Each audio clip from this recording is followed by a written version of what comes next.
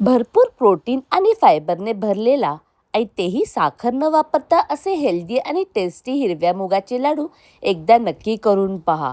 अगदी एका लाडूमध्येच खूप सारे प्रोटीन, कॅल्शियम, विटॅमिन आणि मुलांना मिळणारे मिनरल्स भेटणार आहेत. चला तर मग आपण लाडूला सुरुवात करूया. इकडे मी 2 वाटी हिरवे मूग धुवून घेतलेले आहे.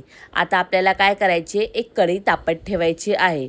कढई चांगली तापली की त्यानंतर आपण हे धुवून घेतलेले मूग आपण त्यामध्ये चांगले परतून घेणार आहोत. अगदी 7 ते 8 मिनटं आपल्याला ह्याला चांगले परतून घ्यायचे आहेत. सुरुवातीला गॅस थोडा मोठाच राहू दे. त्यामुळे काय होते की हे आपण मूग जे धुवून घेतले आहे त्यामध्ये सगळे पाणी आटून जाईल आणि मूग सुकायला लवकर मदत होईल.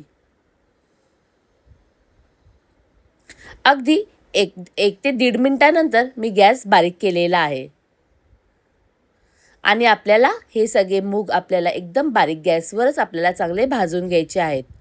बघताय ना, आता मूग चांगले सुटसुटीत झालेले आहेत. त्यामधील पूर्ण पाणी सुकून गेलेले आहे आणि बारीक गॅसवरच आपल्याला छान भाजून घ्यायचे आहे.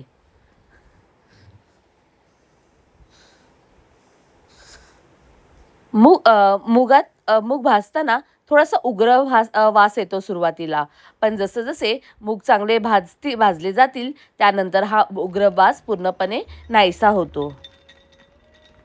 आता मी यामध्ये 1 कप मखानासुद्धा ॲड केलेला आहे. मखाना ऑप्शनल आहे, जर तुमच्याकडे असतील तर नक्की तुम्ही ॲड करा. आणि मखाण्याला आपण थोडेसे 1 ते 2 चमचे तूप टाकून ह्याला चांगले रोस्ट करून घेणार आहोत. अगदी क्रिस्पी होईपर्यंत आपल्याला मखाने भाजून घ्यायचे आहेत. आणि मखाने भाजताना सुद्धा गॅस अगदी लो फ्लेमवर ठेवा.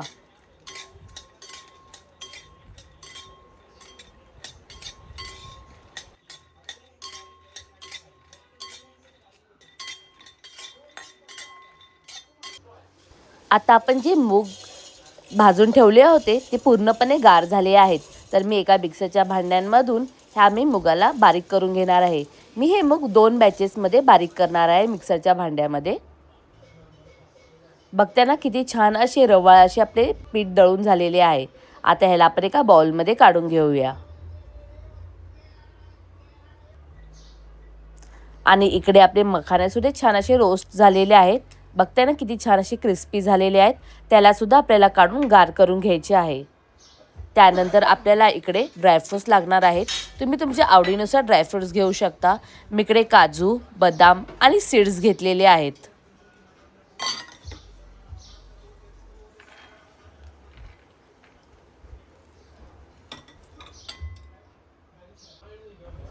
आता कढईमध्ये 2 चमचे तूप टाकून आपण जे कट करून घेतलेले ड्रायफ्रूट्स आहेत ते चांगले आपल्याला परतून घ्यायचे आहेत.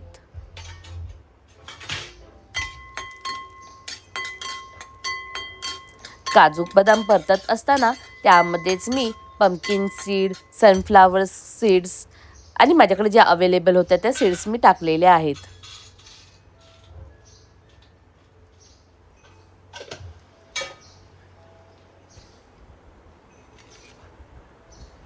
त्यालाही आपल्याला चांगले रोस्ट करून घ्यायचे आहे.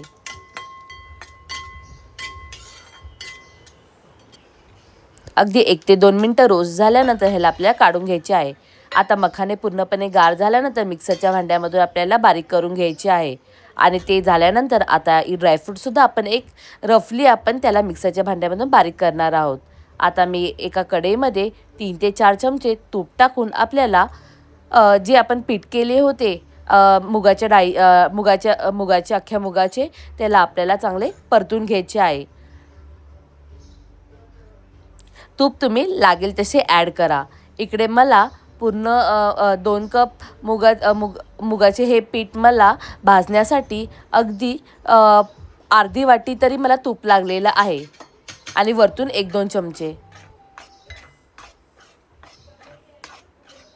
थोडे थोडे करून तूप टाका, म्हणजे आपल्याला अंदाज येतो. सुरुवातीला हे पीठ खूप 4 चमचे तूप टाकलं खूपच कोरडे वाटायला लागले.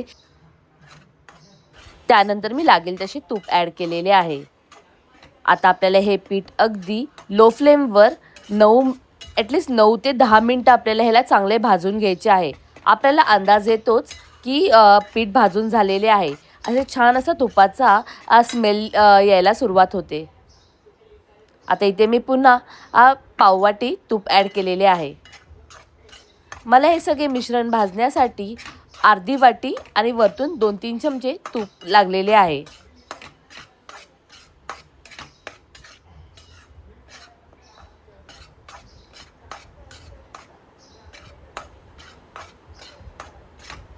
छान मंद गॅसवर आपल्याला छान अशी खरपूस भाजून घ्यायची आहे पीठ.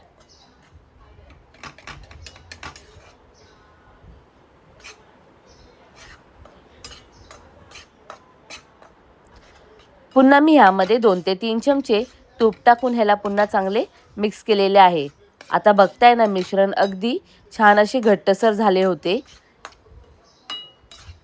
आणि ह्याला चांगले तूप सुटेपर्यंत, म्हणजे जेव्हा हे भाजत येते त्यावेळी ह्याची तुपाचा जो थर असतो थोडासा वर आलेला दिसतो. त्यामुळे कळतं की आपले हे जे मिश्रण आहे की ते चांगले भाजलेले आहे. हे सगळं भाजायला आणि तूप थोडंसं वर यायला मला अगदी मंद गॅसवर 10 मिनटं लागलेले आहेत.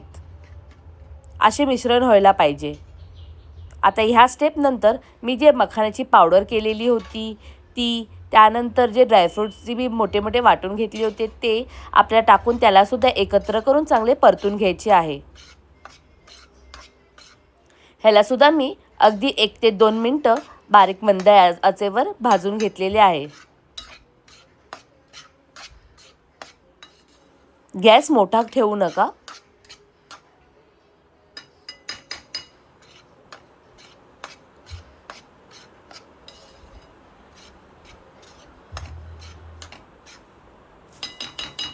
हे लाडू अगदी पौष्टिक आहे. मुलांना एक दिले तरी त्यांचे खूप वेळ पोट भरून राहील. अगदी मुलांना बिस्किटं, चॉकलेट्स काही देण्यापेक्षा तुम्ही हे एक लाडू रोज तुम्ही मुलांच्या आहारात त्यांचा समावेश करू शकता आणि तुम्हीही खाऊ शकता. ह्यामुळे केसांसाठीही खूप उपयोग होतो, प्लस आपल्या हाडं आणि आपल्या इम्युनिटीसुद्धा वाढवायला ह्याचा खूप उपयोग होतो. म्हणून हे लाडू तुम्ही नक्की करून पहा. आता ही पूर्णपणे गॅस बंद करून आपल्याला हे मिश्रण कोमट करून घ्यायचे आहे. त्यामध्ये मी 2 चमचे इलायची पूडसुद्धा टाकून त्याला मिक्स केलेली होती. आता मी इकडे 1 वाटी गूळ चांगला चिरून घेतलेला आहे.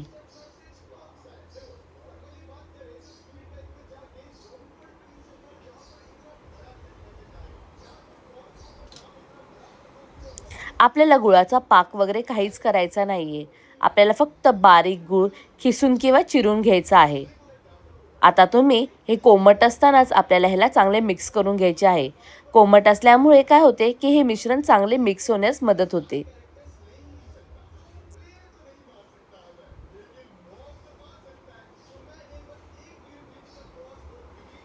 बघताय ना किती छान असा गूळसुद्धा मिक्स होत आहे.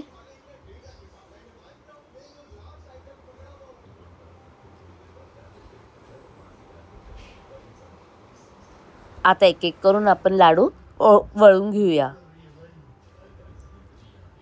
तुम्हाला हवे त्या आकारात, म्हणजे छोटे मोठे तुम्ही लाडू वळून घेऊ शकता. एकदम इझिली हे लाडू वळले जातात. चला तर मग आपले हे छान असे मुगाचे पौष्टिक लाडू रेडी आहेत. रेसिपी आवडली असेल तर लाईक, शेअर, सबस्क्राईब करा.